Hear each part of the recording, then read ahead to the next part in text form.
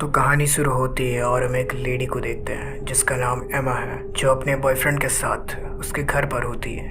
हम देखते हैं कि एमा काफ़ी उदास है और उसका किसी चीज़ में मन नहीं लग रहा था। और जब उसका बॉयफ्रेंड, जिसका नाम टॉम है, उसे किस करने की कोशिश करता है तो एमा उसे मना कर देती है। दरअसल एमा पहले से शादीशुदा है और इतने दिनों से वो अपने हस्बैंड को चीट करते हुए आ रही थी, मगर आज उसे ये सब ठीक नहीं लगता है। और फिर वो टॉम से कहती है कि वो अब ये रिश्ता नहीं रखना चाहती है, और ये कहकर वो वहाँ से जाने लगती है, जिसे सुनकर टॉम को थोड़ा बुरा लगता है और वो एक बार फिर मिलने की जिद करता है। दरअसल टॉम नहीं चाहता था कि उनका रिश्ता कुछ इस तरह ख़त्म हो, इसलिए वो कल एमा को मिलने बुलाता है। पर एमा उसे यह कहकर टाल देती है कि कल उसका एनिवर्सरी है और वो अब कभी नहीं मिल सकते हैं। अगले दिन हम एमा को अपने हस्बैंड के ऑफिस में देखते हैं, जहाँ उसे एक केस फाइल दिखती है, जिसे देखकर उसे कुछ फ्लैशबैक्स आते हैं। दरअसल ये एमा का ही केस फाइल होता है और हुआ यह था कि एमा पहले एक न्यूज़ रिपोर्टर हुआ करती थी और एक बार एक क्रिमिनल ने उसे पीछे से चाकू मार दिया था और बचाव में एमा ने भी उसकी आंखों पर हमला कर दिया था। इस इंसिडेंट के बाद दोनों जिंदा तो बच जाते हैं, लेकिन बॉबी जो क्रिमिनल था उसे 10 सालों की जेल हो जाती है और अब भी वो जेल में ही था। प्रेजेंट टाइम में हम एमा के हस्बैंड को देखते हैं, जो जाना माना लॉयर होता है, जिसका नाम मार्क है और वही एमा का केस संभाल रहा था। दरअसल एमा और मार्क उस इंसिडेंट के बाद मिले थे और इन दोनों ने फिर शादी कर ली थी। आगे हम देखते हैं कि मार्क एमा को एनिवर्सरी डिनर के लिए ले जाने लगता है और जब ये लिफ्ट में होते हैं तब वहाँ टॉम भी आ जाता है। और फिर यहाँ हमें पता चलता है कि टॉम मार्क के अंडर काम करता है और मार्क टॉम का बॉस है। टॉम एमा को अचानक देखकर थोड़ा चौंक जाता है, जिसे मार्क नोटिस कर लेता है और वो पूछता है कि क्या तुम एक दूसरे को जानते हो। लेकिन ये दोनों यहाँ सिचुएशन संभाल लेते हैं, यह कहकर कि ये दोनों एक दूसरे को जानते हैं। पिछले साल ये एक दूसरे से एक क्रिसमस पार्टी में मिले थे। आगे हम देखते हैं कि मार्क एमा को एक रेस्टोरेंट लेकर आता है, जहाँ ये दोनों डिनर करते हैं। फिर मार्क एमा को एक नेकलेस गिफ्ट करता है, जो स्टील का बना हुआ था और दिखने में काफ़ी खूबसूरत भी था। मार्क एमा को ये बोलकर गिफ्ट करता है कि इतने सालों से इनका रिश्ता स्टील की तरह मजबूत रहा, इसलिए उसने ये चीज़ बनवाई है। पर एमा यहाँ भी उदास थी, जिसे देखकर ऐसा लग रहा था कि वो मार्क के साथ नहीं रहना चाहती है, पर वो अपनी फीलिंग्स को मार्क को नहीं बताती है और वो ऊपर ऊपर से खुश होने का नाटक कर रही थी। फिर मार्क एमा को एक सरप्राइज के लिए ले जाने लगता है, एमा के आंखों पर पट्टी बांधकर।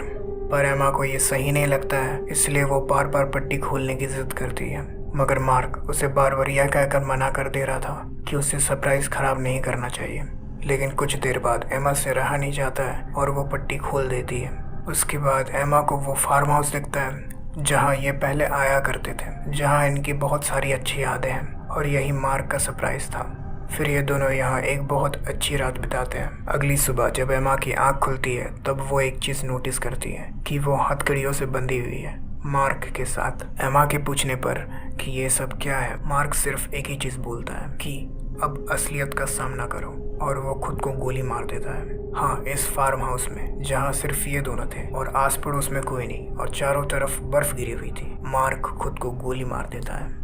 मार्क बिल्कुल सनकी आदमी था और अभी तो सिर्फ शुरुआत है। आगे सुनिए एमा के साथ और क्या क्या होता है। फिर हम देखते हैं कि एमा के बिल्कुल होश उड़ जाते हैं। वो हेल्प के लिए चिल्लाती भी है, लेकिन हम जानते हैं कि आस पड़ोस में कोई नहीं है। वो लैंडलाइन से पुलिस को कॉल करने की कोशिश भी करती है, मगर मार्क ने लैंडलाइन का लाइन ही काट दिया था। फिर एमा उस रूम के ड्रेसिंग रूम में जाती है, हाँ, मार्क के लाश को घसीटते हुए, क्योंकि उसके पास कोई और ऑप्शन नहीं था। उसने मार्क की बॉडी को चेक भी किया था, लेकिन उसे कोई चाबी नहीं मिली। उसने उसकी गन से हथकड़ी खोलने की कोशिश भी की थी, लेकिन उस गन में कोई एक्स्ट्रा गोली नहीं थी। वो लाश को घसीटते हुए उस ड्रेसिंग रूम में आ जाती है, जहाँ उसे उसकी वेडिंग ड्रेस मिलती है, जो उसने अपनी शादी में पहना था। और ये एक तरह का मार्क का इशारा था कि वो क्या थी और अब क्या बन चुकी है, क्योंकि मार्क को एमा के अफेयर के बारे में पता चल चुका था। फिर एमा को उस ड्रेस के पीछे एक सिक्योरिटी सेल्फ मिलता है और वो समझ जाती है कि इसके पीछे ज़रूर कुछ कीमती चीज़ रखी हुई है, या फिर उसके हथकड़ियों की चाबी। पर वो चाहकर भी वो सेल्फ नहीं खोल सकती है, क्योंकि उसे उसका कॉम्बिनेशन नहीं पता था, उस सेल्फ का पासवर्ड। फिर एमा अपने काम का सामान ढूंढने लगती है और हाँ, उस लाश को घसीटते हुए। कुछ देर बाद एमा को अपना फ़ोन मिलता है एक फ्लावर पोट में, मगर वो अब तक खराब हो चुका था। फिर बहुत खोजने के बाद ना उसे कोई टेलीफोन मिलता है, ना कोई धारदार चीज़ जिससे वो खुद को आज़ाद कर सके। पर उसे एक डस्टबिन में एक चाबी मिलती है और ये उसी कार की होती है जिससे ये दोनों यहाँ आए थे। एमा फिर बिना वक्त गवाए वहाँ जाने लगती है उस लाश को घसीटते हुए, मगर बाहर बहुत बर्फ थी पर एमा फिर भी हिम्मत नहीं हारती है और वो किसी तरह उस गैराज तक पहुँच ही जाती है। मगर वहाँ जाकर उसे पता चलता है कि गाड़ी में एक भी पेट्रोल नहीं है और गाड़ी स्टार्ट ही नहीं होती है। वहाँ पर गाड़ी में एमा को मार्क के रिकॉर्डिंग्स भी मिलते हैं जहाँ वो बताता है कि उसने ऐसा क्यों किया। उसका कहना था कि वो एमा को खुश नहीं देख सकता था किसी और के साथ और यही कारण होता है कि मार्क ने यह सब कुछ प्लान करा। आगे हम देखते हैं कि एमा अपने चेहरे से मार्क के ब्लड को साफ करती है और नीचे बेसमेंट में आ जाती है जहाँ उसे एक भी टूल या कोई हथियार नहीं मिलता है। एमा फिर एक कमरे में जाती है जहाँ उसे कुछ फोटोज टंगे हुए मिलते हैं जब वो टॉम के साथ थी। वहाँ पर एमा को एक ऑडियो प्लेयर भी मिलता है जिसे प्ले करने पर एमा की केस फाइल प्ले होने लगती है और ये एक तरह का मार्क का इशारा था क्योंकि मार्क एक घमंडी आदमी था और वो हमेशा एमा को अपने एहसानों तले नीचे रखना चाहता था क्योंकि उस क्रिमिनल अटैक के बाद मार्क ने ही एमा को सहारा दिया था और उसका केस भी संभाला था। एमा फिर उस ऑडियो प्लेयर को गुस्से से तोड़ देती है और वो नोटिस करती है कि पीछे दीवार पर बॉबी की तस्वीर टंगी हुई है, वही क्रिमिनल जो अभी जेल में है। हम देखते हैं कि एमा अब धीरे धीरे हिम्मत हार रही है और वो बिल्कुल थक चुकी है। उसके हाथों पर हथकड़ियों के निशान भी आ चुके थे लाश को इधर से उधर करते हुए और इतने में डोर पर नॉक होता है जिससे एमा थोड़ा घबरा जाती है, मगर चेक करने पर दरवाजे पर टॉम था जिसे देखकर एमा को बहुत राहत मिलता है और वो टॉम को सारी बात बताती है कि यहाँ पर क्या हुआ था और वो पुलिस को कॉल करने भी बोलती है, मगर टॉम इस बात से इनकार करता है क्योंकि एमा ने मार्क के सुसाइड के सबूत को मिटाए थे अपने चेहरे से मार्क के ब्लड को पोंछकर और सभी जगह, यहाँ तक कि मार्क के गन पर भी एमा के फिंगरप्रिंट्स थे। इसलिए ये दोनों मार्क के लाश को ठिकाने लगाने का डिसाइड करते हैं और यहाँ एमा को ये भी पता चलता है कि मार्क के ऑफिस में गवर्नमेंट की रेड पड़ चुकी है, उसका पूरा करियर बर्बाद हो चुका है और पुलिस भी उसे ढूंढ रही है। इसीलिए मार्क ने सुसाइड करा एमा से बदला लेते हुए। फिर इन दोनों की नज़र एक कार पर पड़ती है जो इसी फार्म हाउस की तरफ आ रही थी। टॉम उस कार को देखकर पहचान जाता है कि ये वही कार है जो कुछ देर पहले टॉम का पीछा कर रही थी, जिससे ये दोनों ये समझ जाते हैं कि ये शायद मार्क के आदमी है। टॉम एमा को कहता है कि तुम बाहर मत निकलना चाहे कुछ हो जाए और खुद उनसे बात करने टॉम बाहर चला जाता है। फिर उस गाड़ी से एक आदमी निकलता है जो खुद को प्लम्बर बताता है और वो ये भी बताता है कि मार्क ने उसे बुलाया था यहाँ पर पाइप ठीक करने, मगर टॉम उसे अंदर जाने नहीं देता है यह कहकर कि यहाँ इस घर में कोई नहीं है। वो उस आदमी को कुछ पैसे भी देता है मगर वो प्लम्बर बोलता है कि अंदर बैठकर बात करें, बाहर बहुत ठंड है। फिर टॉम उसे मना कर देता है। फिर वो प्लम्बर वॉशरूम यूज़ करने को पूछता है लेकिन टॉम इसमें भी मना कर देता है। इतने में एक और आदमी उस कार से निकलता है और टॉम को सीधे जाकर चाकू मार देता है। फिर हम देखते हैं कि ये कोई और नहीं बल्कि बॉबी है। जब बॉबी टॉम को मारता है तो उसका साथी जिसका नाम जिमी है वो काफ़ी घबरा जाता है क्योंकि वो छोटा मोटा क्रिमिनल है, वो ऐसे बड़े क्राइम नहीं करता है। और यहाँ जिमी और बॉबी एक दूसरे के भाई भी होते हैं। इनकी बातों से हमें पता चलता है कि इन्हें मार्क ने भेजा था यह कहकर कि यहाँ पर इन्हें एक तिजोरी मिलेगी जिसमें डायमंड्स होंगे और बॉबी को वो लड़की भी मिलेगी जिसकी वजह से बॉबी पिछले 10 सालों से जेल में था। हम देखते हैं कि ये सब एमा चुपकर सुन रही होती है और जब तक इन दोनों की नज़र एमा पर पड़ती एमा वहाँ से भाग चुकी थी। एमा फिर किसी तरह उस लाश को घसीटकर एक बोट हाउस में घुस जाती है जहाँ उसे एक फावड़ा मिलता है और वो उस फावड़े से मार्क के हाथ को तोड़ने लगती है खुद को आज़ाद करने के लिए। पर जिमी को इस चीज़ की आहट मिल जाती है और वो वहाँ चेक करने जाता है जहाँ उसे एमा नहीं मिलती है क्योंकि वो बोट के अंदर छुपी हुई थी और उसे बस मार्क की लाश दिखती है, जिससे वो काफ़ी डर जाता है और सीधे अपने भाई बॉबी की तरफ भागता है। कुछ देर बाद बॉबी और जिमी दोनों यहाँ आते हैं मगर इस बार भी इन्हें एमा नहीं मिलती है क्योंकि एमा अब बोट के अंदर से निकलकर अब बोट के पीछे छुपी हुई थी। पर इन्हें एमा के पैरों के निशान मिले थे जिसे देखकर इन्हें यह कंफर्म हो गया था कि एमा यहीं कहीं आसपास है।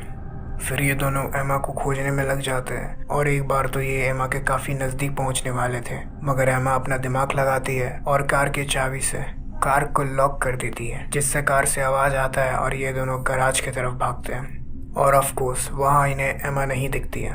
फिर से ये दोनों एमा को खोजने में लग जाते हैं और इस बार बॉबी ऊपर एटिक में चला जाता है चेक करने और हम देखते हैं कि वो एमा के काफ़ी नज़दीक पहुंच चुका है, लेकिन इस बार एमा बॉबी पर हमला कर देती है, जिससे बॉबी एटिक से नीचे गिर जाता है और उसे काफ़ी चोट भी लगी थी। फिर एमा अपना दिमाग फिर से लगाती है और जिमी को एक रूम में लॉक करने में कामयाब हो जाती है और वो उस घर से बाहर निकलकर इनकी कार के पास जाती है, जहां उसे जिमी का फ़ोन मिलता है और वो पुलिस को इन्फॉर्म कर देती है कि यहाँ क्या हो रहा है। पर अब तक ये दोनों यहाँ आ चुके थे और बॉबी एमा से फ़ोन छीन लेता है और फ़ोन को तोड़ देता है। मगर अब ये दोनों थोड़ा घबरा जाते हैं क्योंकि अब पुलिस वाले इनकी लोकेशन ट्रैक कर सकते थे, इसलिए ये लोग एमा को जल्दी से बांधकर उस सेल्फ को लेकर आते हैं और एमा से उसका पासवर्ड पूछते हैं। मगर हम ऑडियंस जानते हैं कि एमा को कोई पासवर्ड नहीं पता है। एमा उनसे कहती है कि उसे कोई पासवर्ड नहीं पता है, जिस पर बॉबी ये कहता है कि मार्क ने उसे कहा था कि उसे वो डेट की ज़रूरत पड़ेगी जिस दिन मार्क ने एमा को प्रपोज किया था, और वो वही डेट एमा से पूछता है और एमा उस डेट को बताने के लिए राजी तो हो जाती है, मगर सिर्फ एक शर्त पर कि इन्हें एमा को खोलना होगा और जाने देना होगा, जिस पर ये दोनों भाई बहस करने लग जाते हैं क्योंकि जिमी को कोई खून खराबा पसंद नहीं था और बॉबी थोड़ा गर्म मिजाज का था। बॉबी किसी तरह लड़ झगड़ कर एमा को खोल देता है और बदले में एमा उन्हें वो डेट बता देती है जो था जुलाई 29, 2011। फिर बॉबी मार्क के फिंगरप्रिंट को और उस डेट को पासवर्ड के तौर पर डालता है, जिससे वो सेल्फ तो खुल जाता है मगर उसे वहाँ कोई भी डायमंड नहीं मिलता है तो सिर्फ एक आरी, जिस पर लिखा था कि तुम्हें जो हीरे चाहिए वो उसके दिल के काफ़ी करीब है, जिसे पढ़कर ये सभी समझ जाते हैं कि मार्क एमा के नेकलेस की तरफ इशारा कर रहा है, क्योंकि वही एक चीज़ है जो एमा के दिल के काफ़ी करीब है। फिर एमा उस नेकलेस को खोलने की कोशिश करती है मगर वो नेकलेस खुलता ही नहीं है। दरअसल मार्क ने उसे ऐसा डिज़ाइन कराया था कि इसे एक बार पहनने के बाद दोबारा ना खोला जा सके। फिर जिमी भी एमा के नेकलेस को खोलने में मदद करता है क्योंकि वो हीरे नेकलेस में थे, मगर बॉबी को ये भी समझ आ जाता है कि मार्क इस आरी के ज़रिए क्या इशारा करना चाहता था। मार्क चाहता था कि ये लोग एमा का गला काट कर वो नेकलेस को निकालें, जिस कारण एमा और जिमी दोनों काफ़ी घबरा जाते हैं क्योंकि एमा मरना नहीं चाहती थी और जिमी कोई खून खराबा नहीं चाहता था। बॉबी फिर एमा की तरफ आगे बढ़ता है मगर जिमी उसे रोकने की कोशिश करता है और उसे वो गन भी मिल जाती है जिससे मार्क ने खुद को शूट किया था, लेकिन हम ऑडियंस जानते हैं कि उसमें एक भी गोली नहीं है। फिर इन दोनों के बीच एक छोटा सा झगड़ा हो जाता है जिससे बॉबी जिमी को जोर से धक्का देता है और उसका सर दीवार से जा टकराता है, जिस पर कील लगी हुई थी और वो कील जिमी के सर में घुस जाता है, जिससे जिमी की मृत्यु हो जाती है। जिमी की मौत से बॉबी काफ़ी बौखला जाता है और वो एमा को मारने के लिए आगे बढ़ता है, मगर किसी तरह वो बॉबी को घायल कर देती है और उसे मार्क से बांध देती है हथकड़ियों से और सीधे अपने कार की तरफ भागती है, जहां गैराज में उसे ठीक से चेक करने पर कुछ एक्स्ट्रा पेट्रोल भी मिलते हैं, जिसे डालकर वो गाड़ी को स्टार्ट कर लेती है। कुछ देर बाद किसी तरह बॉबी भी वहां पहुंच जाता है मार्क के लाश को घसीटते हुए।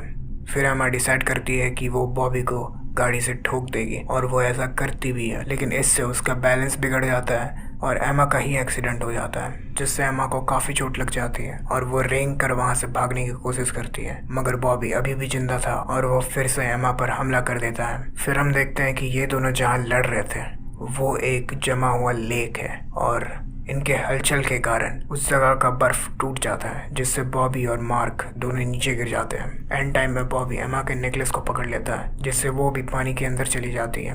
बॉबी एमा के नेकलेस को काफ़ी ज़ोरों से पकड़ा हुआ था, जिस कारण एमा तैर नहीं पा रही थी और ऊपर नहीं आ सकती थी, लेकिन एमा लास्ट तक हिम्मत नहीं हारती है और वो बॉबी के ही चाकू को छीनकर बॉबी के आंखों पर हमला कर देती है, जिससे बॉबी एमा के नेकलेस को छोड़ देता है और वो किसी तरह वापस से बर्फ को तोड़कर बाहर निकल जाती है और बॉबी, जो मार्क की लाश के साथ हथकड़ियों से बंधा हुआ था, वो नीचे डूबता चला जाता है। और एंड में हम पुलिस के सायरन को भी सुन पाते हैं, मतलब पुलिस यहाँ पहुँच चुकी है।